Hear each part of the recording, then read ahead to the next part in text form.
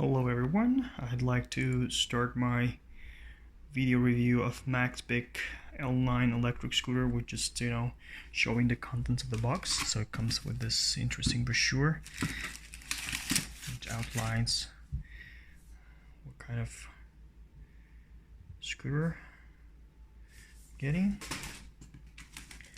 So I'm going to open the box just to show you the contents here.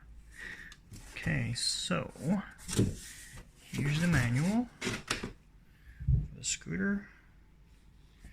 Okay, it came neatly packed, which I like.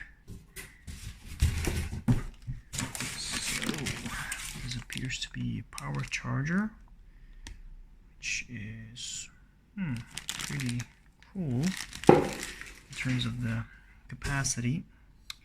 So that's the scooter itself. Oh, let's see what's in here. Looks like there's a case, actually. Wow, that's a cool case that you can attach to the front of the bike.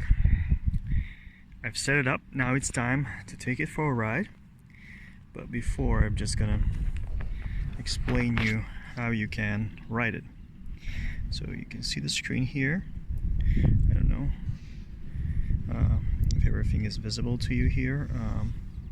So this is how you turn it on, and this button is responsible for changing gears. So you can choose speed 1, and then it's up to 15 kilometers per hour, and if you select second gear, goes up to 25. It also allows you to change between all-wheel drive, four-wheel drive, and rear-wheel drive, which is great. And the rest is pretty self-explanatory, except for this.